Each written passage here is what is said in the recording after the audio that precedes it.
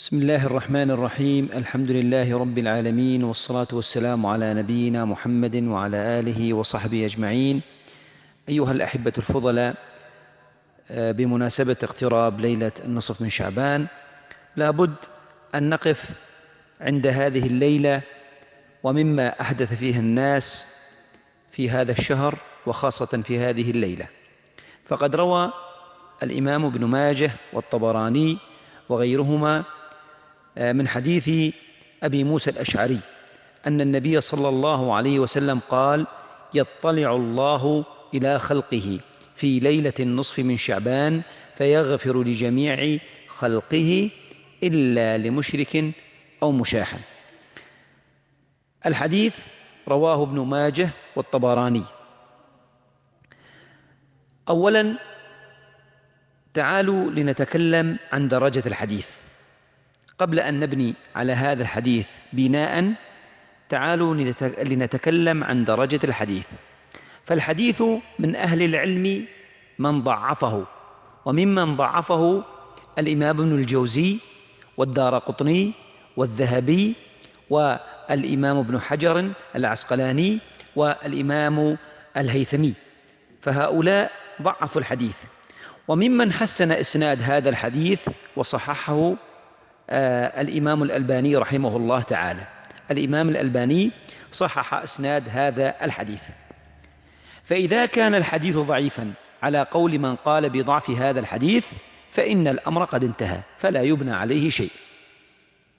أما من قال بتصحيح إسناد هذا الحديث كشيخنا الألباني رحمه الله تعالى، فتعالوا لنتكلم في الحديث ومفردات الحديث حتى نأخذ فقه هذا الحديث وننظر ماذا فيه من فقه.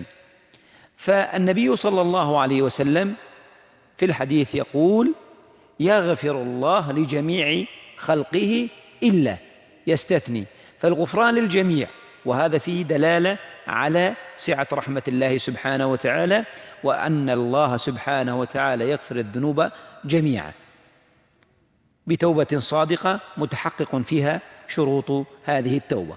إلا، استثنى النبي صلى الله عليه وسلم: إلا لمشرك أو مشاح. فهنا بارك الله فيكم ننظر في الحديث فنجد خطورة الشرك. فالنبي صلى الله عليه وسلم يذكر أن الله لا يغفر لمشرك. من هو المشرك؟ المشرك هو الذي يصرف شيئا من العبادة لغير الله تبارك وتعالى، ويجعل لله ندا في عبادته، ويجعل بعض من أجل العبادات لغير الله سبحانه وتعالى.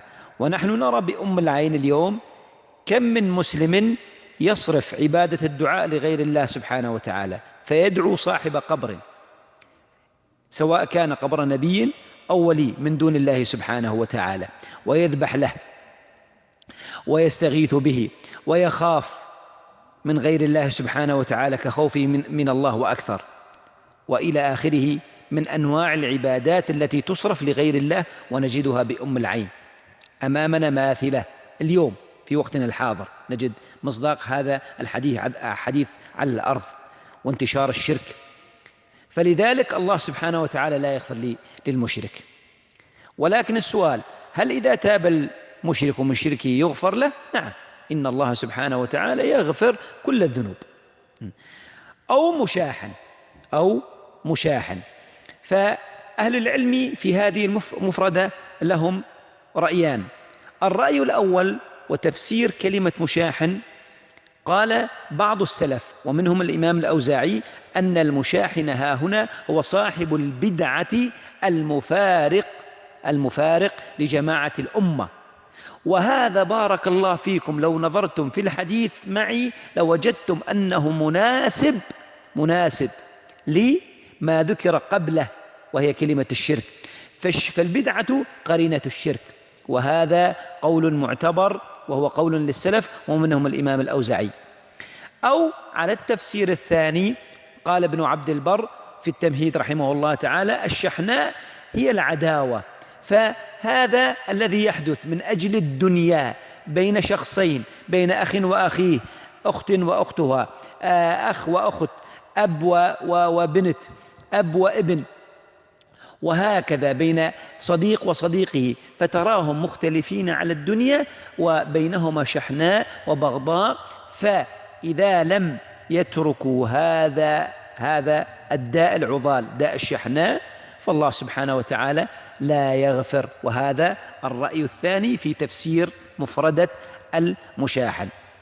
ولكن ما يهمنا بارك الله فيكم أن ننظر إلى ما يفعله اليوم كثير من المسلمين من إحداث البدع في شهر شعبان، وخاصة في ليلة النصف من شعبان. فتخصيص يوم النصف من شعبان بصيامه منفردا عن الشهر لم يثبت عن رسول الله صلى الله عليه وسلم، لا بحديث صحيح أبدا. ولم يثبت عن رسول الله صلى الله عليه وسلم كما يفعل كثير من الناس اليوم ماذا؟ قيام هذه الليلة منفردة عن ليالي النصف من شعبان. إن كنت تصوم مثلا على سبيل المثال الأيام البيض من كل شهر، وصادفت في هذا الشهر صيامك لليوم 13 و14 و15، لا حرج في ذلك. وإن كنت تصوم يوم وتفطر يوم، وكان من ذلك أن اليوم الذي أفطرت كان يوم 14 ثم صمت يوم 15، جائز، لأنك ما تقصدت في إفراد هذا اليوم بصيام، أو قيامه في الليل بقيام خاص به. وقال الإمام النووي أن من المسلمين من أحدث صلاة في رجب وأيضا في ليلة النصف من شعبان، وذكر هذا الإمام النووي وحذر من هذه البدع والضلالات. السؤال: لماذا تنتشر هذه الضلالات بين الناس وهذه البدع؟ الجواب سهل وبسيط: لأن الناس يبنون دينهم اليوم كثير من المسلمين على الأحاديث الضعيفة والموضوعة. أسأل الله سبحانه وتعالى أن يجعلنا وإياكم ممن يتمسك بسنة النبي صلى الله عليه وسلم. فالنبي صلى الله عليه وسلم كان يصوم أكثر شعبان، وسئل فقال النبي صلى الله عليه وسلم: ذاك شهر يغفل الناس عنه بين رجب ورمضان، وفيه ترفع الأعمال إلى الله، وأحب أن يرفع عملي إلى الله وأنا صائم، أو كما قال صلى الله عليه وسلم. والنبي صلى الله عليه وسلم كان من دأبه أن يقوم الليل حتى تتفطر قدماه، فتقول عائشة أم المؤمنين: يا رسول الله، أنت الذي غفر لك ما تقدم من ذنبك وما تأخر.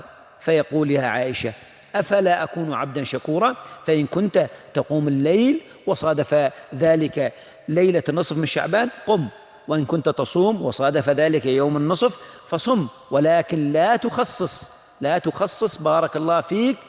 فإن الناس اليوم عندما كان هذا الضلال وكانت هذه البدع فهو بسبب أنهم يبنون الدين على أحاديث ضعيفة وموضوعة. الله أسأل أن يرزقنا وإياكم اتباع رسول الله صلى الله عليه وسلم واتباع سنته، وأسأل الله جل في علاه أن يتقبل منكم ومنا صالح ما قدمنا من أعمال، وأن يجعل عملنا خالصا لوجهه. وصلى الله وسلم وبارك على عبده ومصطفاه نبينا محمد وعلى آله وصحبه وسلم، اللهم تسليما كثيرا.